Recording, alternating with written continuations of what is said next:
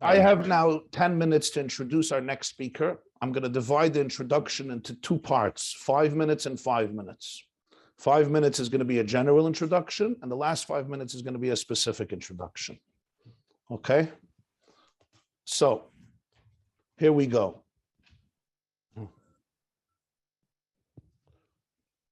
I want to, we talk about influencing others and being a shining example for others. I want to share with you a story that I heard recently from a friend of mine who's a shliach in the state of Washington, Reb Mordechai Farkash, Harav Reb Mordechai Farkash, Hagon Reb Mordechai Farkash, Mechaber Svarim. And I hear he shared this with me directly. He knows the person. There was a Jew living in Eretz Yisrael who was a businessman, and he got involved with the wrong people and with the wrong situations. And he was now in debt, a lot of money, and his life was in danger, and they were threatening him. And his life just became a mess. And it was so bad that at some point he decided that he's taking his life. On the way to work in Yerushalayim, he goes over a bridge, and you can go off the bridge and fall down into an abyss, and he'll be dead. He leaves to work, and his wife sees he's leaving. She doesn't know it's the last day. And she says, do me a favor. Could you drop this off for our son? He was learning in the Chabina Yeshiva in Yerushalayim. She had a little package for him. Go drop it off for him. The problem, that wasn't on the way. He would already be dead by the time he gets to the Chabina Yeshiva. So he thought to himself, one last good thing for his son and for his wife, he'll kill himself on the way back from work. He'll go to the Chabina Yeshiva. On the way back, he'll kill himself. So he stops at the Chabina Yeshiva. I guess he knocks on the door of the yeshiva. The mashgiach comes out. He says, is there a boy here? Can you give this to him? He says, yeah. The boy is learning, but I'll give it to him later. He says, are you a taxi driver or you're a father? He says, I'm the father. So the mashgiach of the yeshiva tells him, he says, wow, what schus do you have to have such a son? He's such a diamond. He's such an exceptional boy, his mind, his heart. And he goes on and on to extol the virtues of this boy. He says, it's such a privilege to have your son in yeshiva. And that's it, he leaves. And he tells Rabbi Farkash, he says, I'm thinking to myself, am I so crazy? I'm going to make this child an orphan because of financial pressure. I have a beautiful wife, a beautiful family. I have such a child. I have such a schus to have such a child in the world, and I'm going to take my life. It's ridiculous. And he didn't do it. And he moved, and he got his life together, and he's here with us. I thought to myself, when you talk about the power of influencing people, we are often so stingy with words.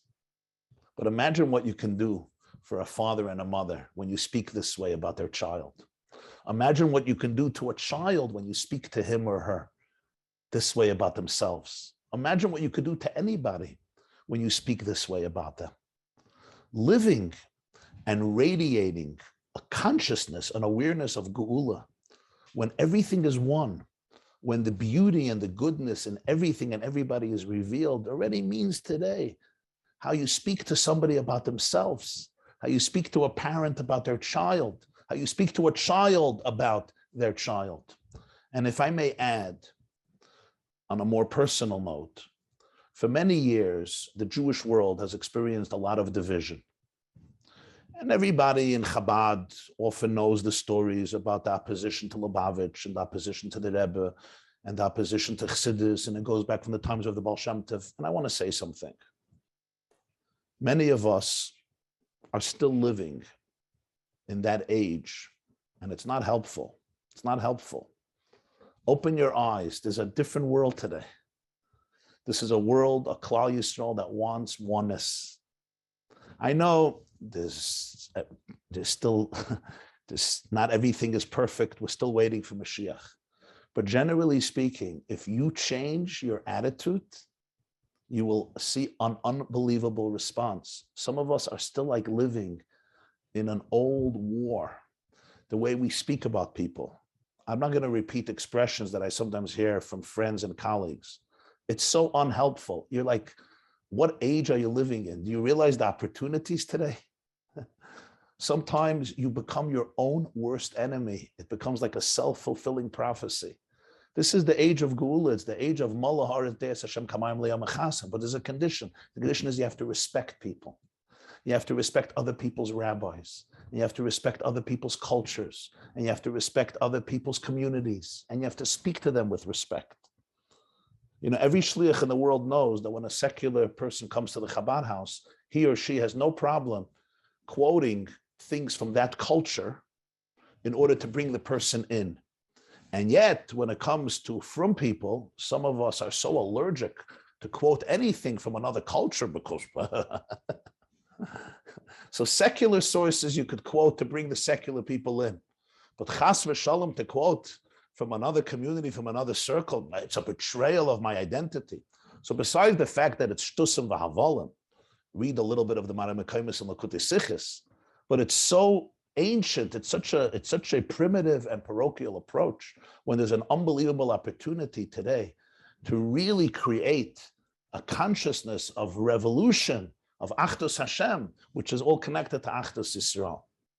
And one of the people in recent years who has become such a powerful, positive influence on so many, and you would think that under the circumstances, he had every excuse in the world to be able just to resign and surrender to a very, very difficult challenge and very difficult fate, is our dear beloved friend, Rabbi Yitzi Hurwitz. Rabbi Yitzi Hurwitz, who many of you know personally, I had the privilege of growing up with him in yeshiva together and in, as we called it, the hood together, the Crown Heights section of Brooklyn, and watching each other grow up. Was always a person filled with light and love and kindness and generosity and caring, a very big heart. He and his wife, Dina, went out on shlichus in California, built a beautiful community. But then close to almost a decade ago, was diagnosed with Lou Gehrig's, with ALS, as they call it today. And as the situation has deteriorated, the muscles stopped functioning besides Yitzi's eyes. But how much light did he bring to the world with those eyes? How much light does he bring to the world with those eyes? Talk about opening the eyes, effen in the Eigen, just eyes. I just spent Pesach with Rabbi Yitzi Hurwitz and his beautiful family, as I have spent Pesach with them for, I think it's 9 or 10 years now, almost a full decade. We have been spending Pesach together. I think almost every single year besides Corona, when everybody had to stay home.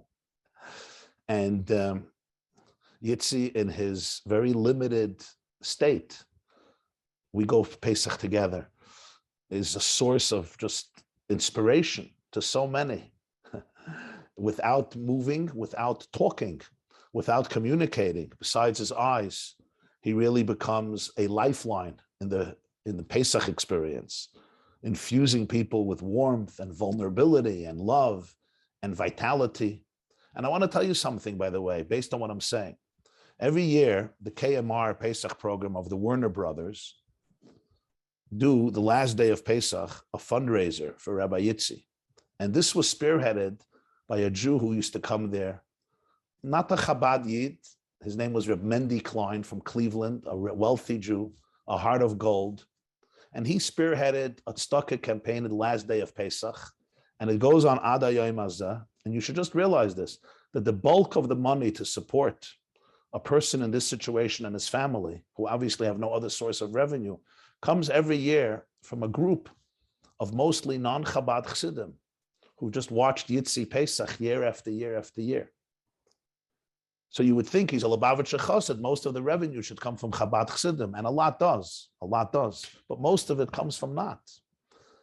We're living today in a world where there's an opportunity for unbelievable unity, but the attitude sometimes has to change inside of my own brain, inside of my own heart. Yitzi is with us right here. It's a privilege to have you with us. It's a privilege to know you.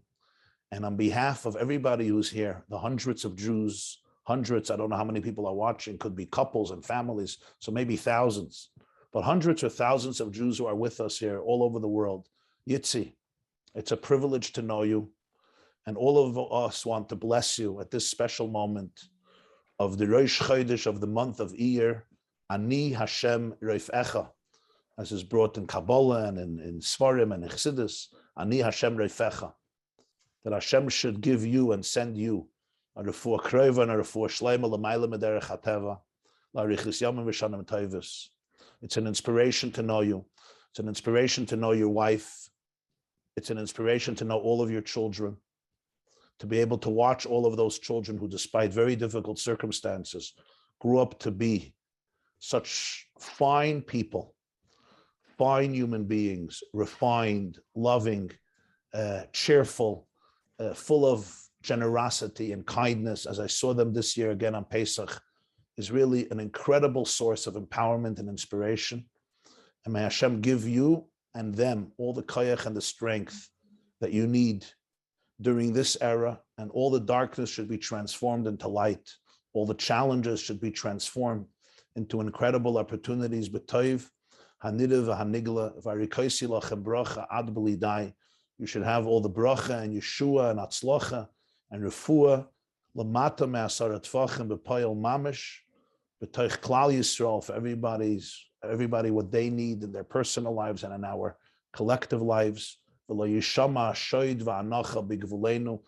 have psuras toivas tamid kol hayamim b'toiv hanidav hanigla, until the great psura and the ultimate psura of the ultimate transformation, oidcha Hashem ki anaftabi, when we will all see L'Poyel Mamish, the Mola Aretz Deis Hashem, and the Dorach Koich of Miyakov, in the Rebbe's Lashon, the Gula Mitzvah V'Ashleimai de Mashiach Tzedkenu, take it from Miyad Mamish. It's my honor and privilege to introduce to you to this mega Hakel, this mega Farbrengen, our dear friend, Rav Chosid, Rabbi Yosef Yitzchak ben Bracha, Rabbi Yitzi Hurwitz. Take down the house as you always do in your own inimitable way. Love yourself. In this week's Parshas, Kedoshim, there are many mitzvahs, but one stands out of the pack as a central pillar of Judaism. This is the mitzvah of Ahavas Jerol, love of your fellow Jew. In the Torah's words, and you should love your fellow as yourself. Rabbi Akiva says, this is a great principle in the Torah.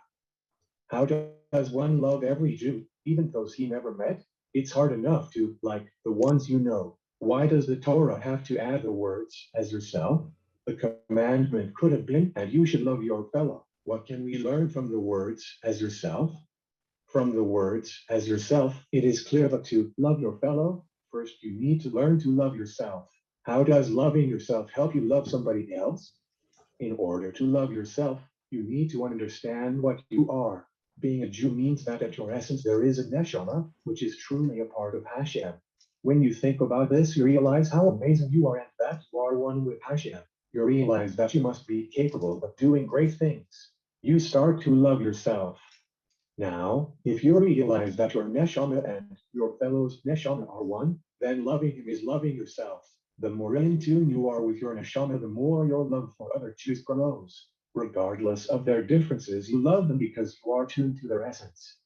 This is why every Jew felt loved when he came to the Rebbe, because he was truly in tune with his neshama and therefore with yours as well. It was due to the lack of this love that the Bais Hamikdash was destroyed, and it will take this love to have it rebuilt. This is a key aspect to bring Mashiach. We desperately need Mashiach.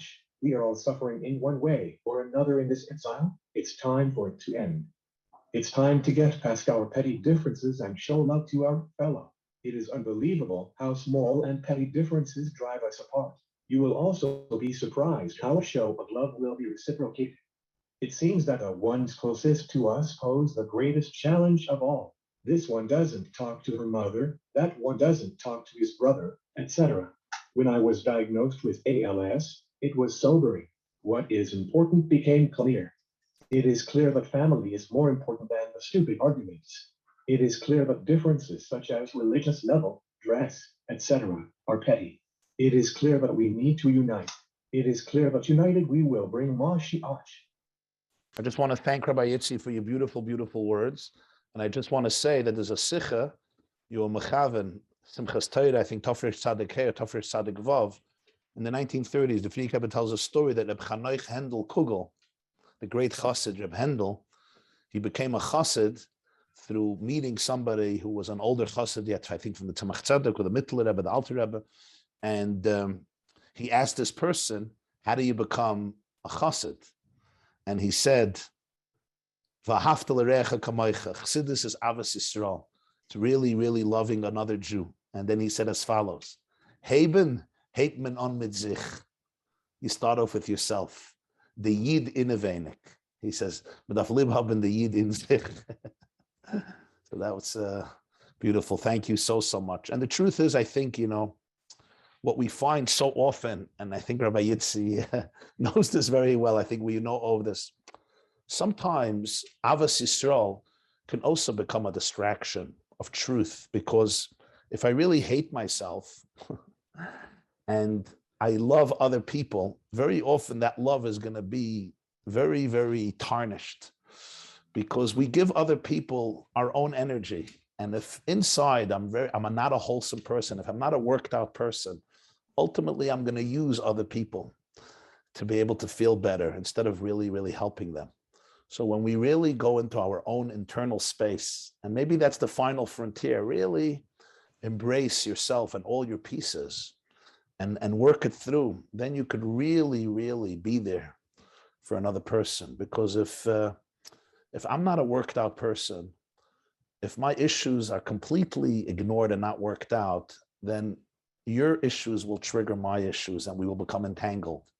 But if I am at least aware of what's going on, then your issues can trigger my empathy and I could be there for you. So that's very powerful. Thank you, Rabbi Yitzi, and thank you, everybody.